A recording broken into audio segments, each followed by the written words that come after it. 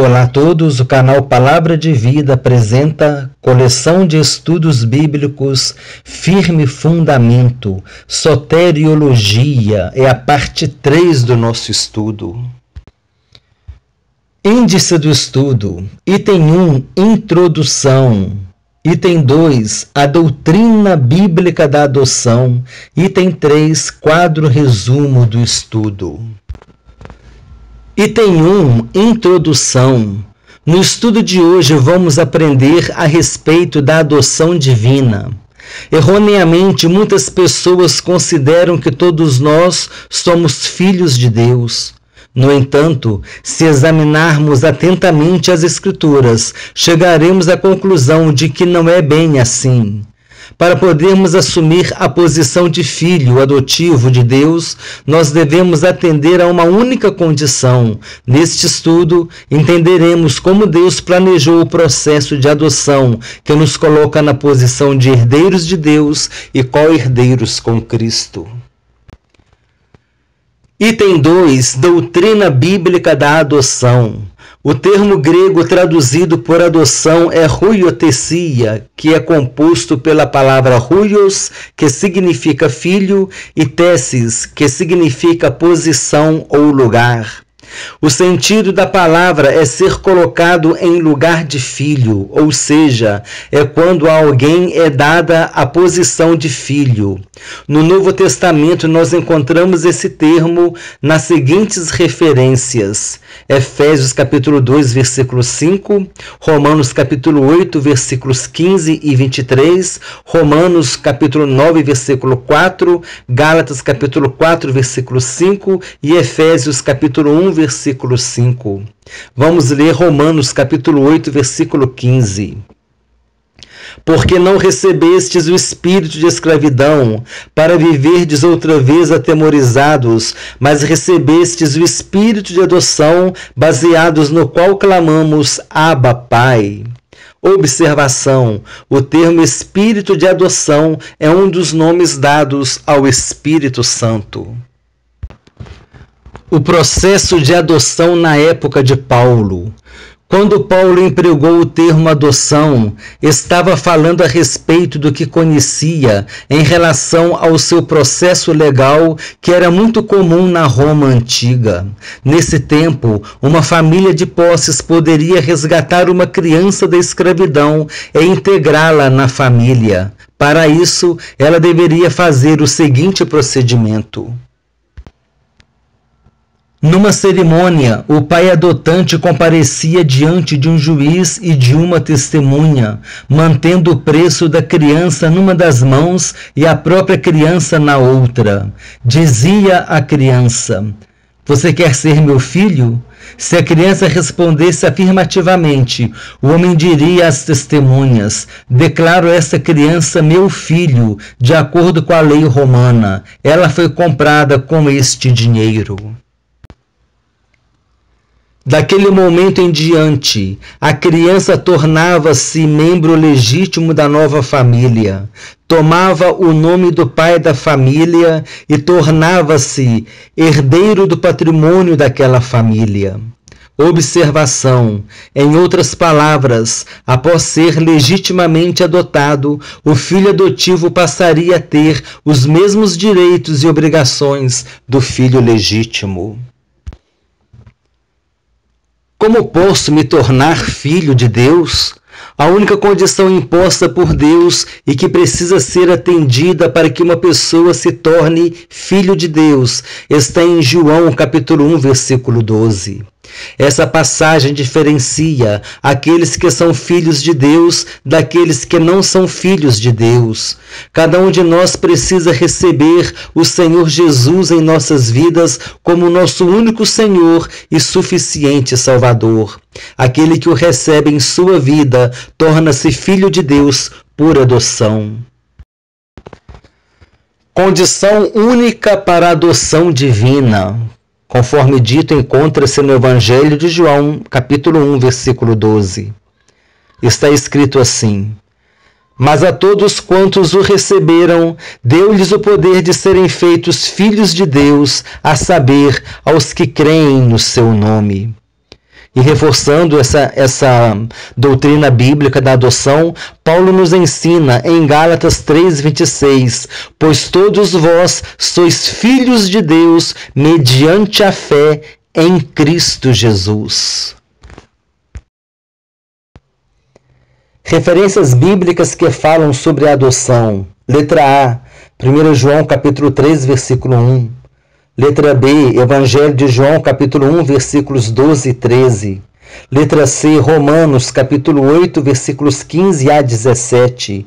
Letra D, Gálatas, capítulo 3, versículos 26 a 27. E Gálatas, capítulo 4, versículo 4 a versículo 6. E letra E, Hebreus, capítulo 2, versículo 11. Veremos agora a doutrina da adoção no passado, no presente e no futuro. No passado, a regeneração nos dá a natureza de filhos de Deus. A adoção, por sua vez, nos dá a posição de filhos de Deus. Mas a todos quantos o receberam, deu-lhes o poder de serem feitos filhos de Deus, a saber, aos que creem no seu nome. A doutrina da adoção no presente. No presente, como filhos de Deus, gozamos de diversas bênçãos, como a presença do Espírito Santo em nossas vidas, a liberdade de acesso à presença de Deus, a certeza de que somos de Deus e por causa disso o maligno não nos toca, a certeza e a alegria da salvação, a certeza de que Deus está sempre conosco, a certeza do perdão dos pecados, dentre outras. A doutrina da adoção no futuro. No futuro, a promessa da palavra de Deus de que seremos semelhantes a Ele. 1 João capítulo 3, versículos 1 a 3. O texto está abaixo. Vede que grande amor nos tem concedido o Pai, a ponto de sermos chamados filhos de Deus, e de fato somos filhos de Deus. Amados, agora somos filhos de Deus, e ainda não se manifestou o que haveremos de ser. Sabemos que quando Ele se manifestar, seremos semelhantes a Ele, porque haveremos de vê-lo como Ele é. O filho deve ser fiel ao pai. Nós fomos feitos filhos de Deus por causa do grande amor com o qual Ele nos amou.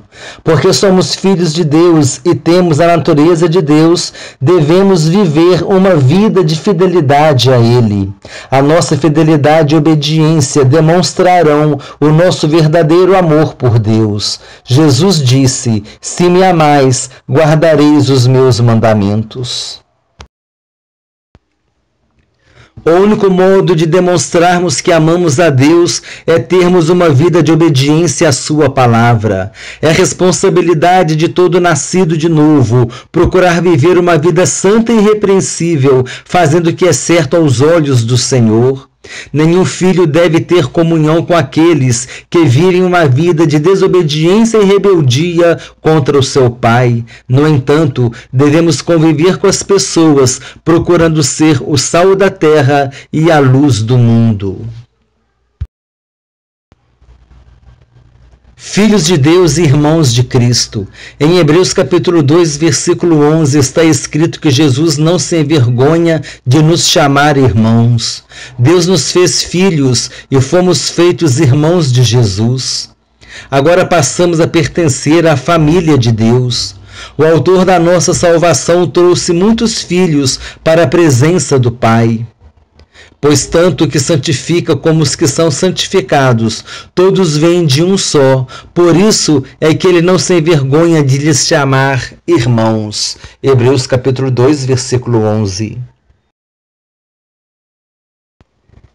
Analisando conceitos. Letra A adoção não é regeneração. A adoção lida com a nossa mudança de posição, pois antes éramos filhos da ira, filhos da perdição e filhos do diabo. Mas agora fomos feitos filhos de Deus e irmãos de Jesus Cristo. A regeneração é a experiência do novo nascimento e acontece antes da adoção.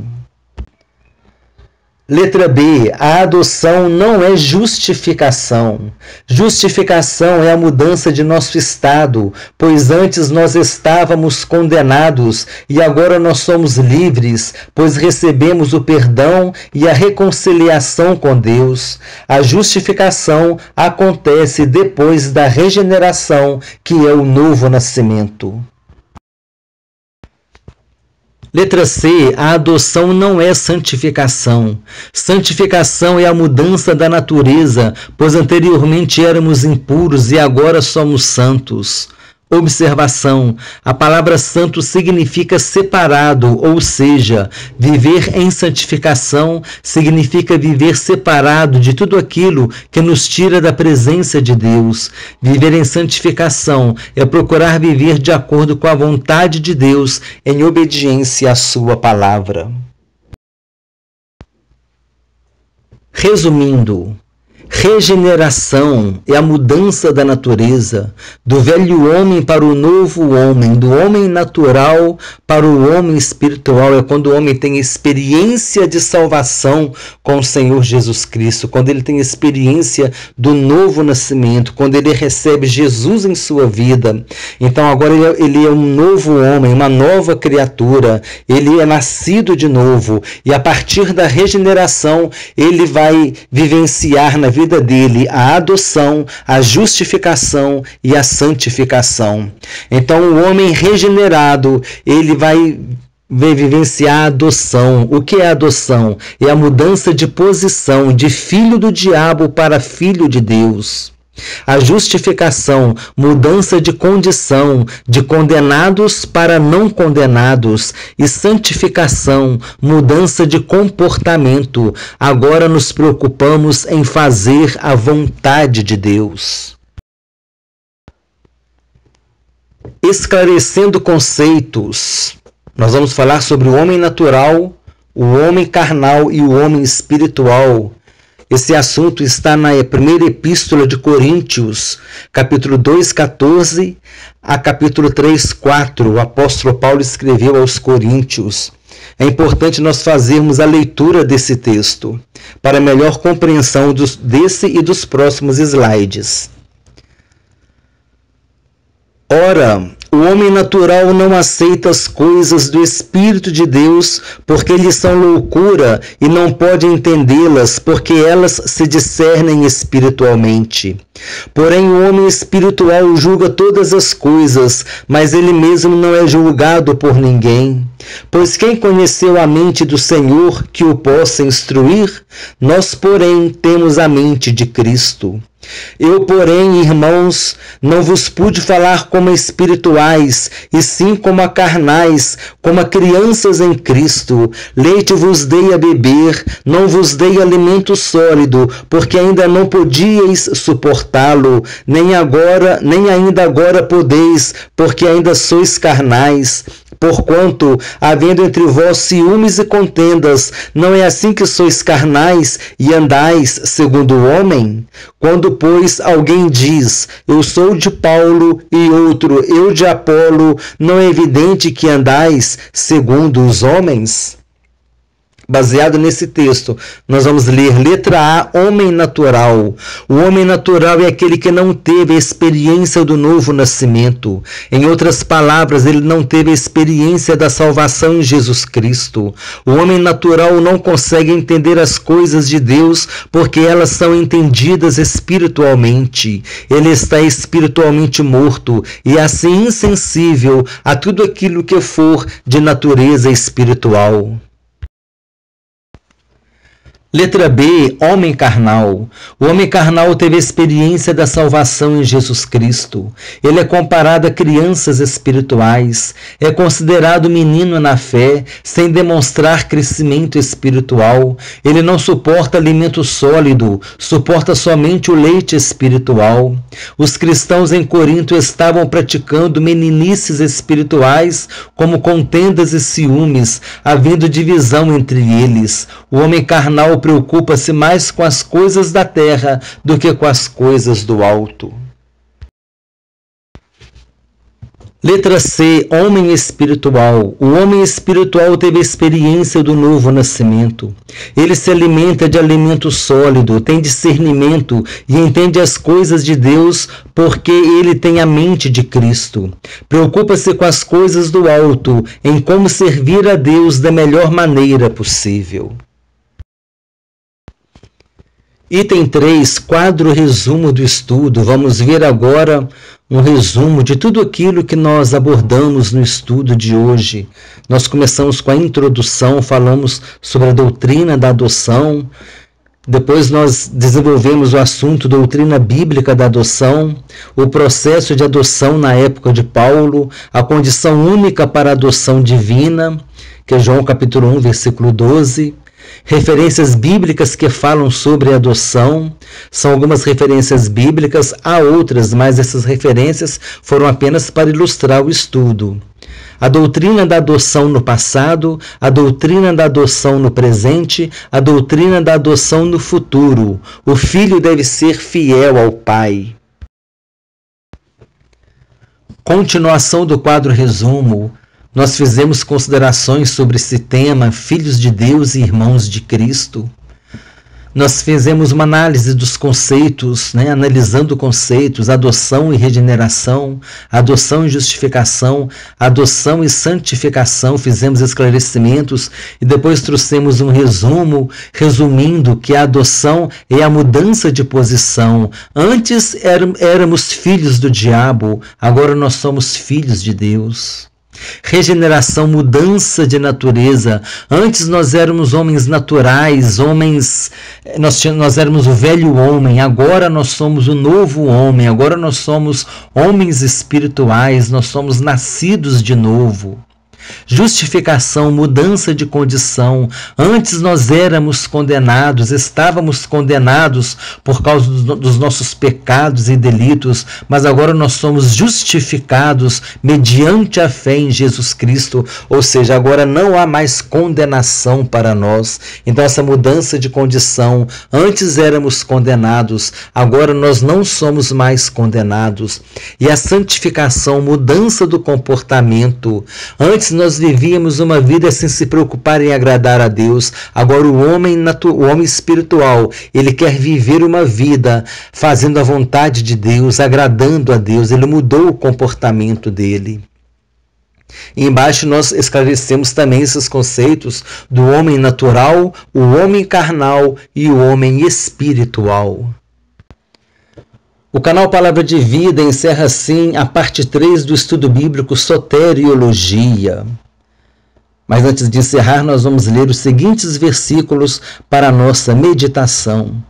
Porque não recebestes o espírito de escravidão para viverdes outra vez atemorizados, mas recebestes o espírito de adoção, baseados no qual clamamos, Abba, Pai. Romanos capítulo 8, versículo 15. Para resgatar os que estavam sob a lei, a fim de que recebêssemos a adoção de filhos. E porque vós sois filhos, enviou Deus ao nosso coração o Espírito de seu Filho, que clama, Abba, Pai, de sorte que já não és escravo, porém filho, e sendo filho, também herdeiro por Deus. Gálatas capítulo 4, versículos 5 a 7.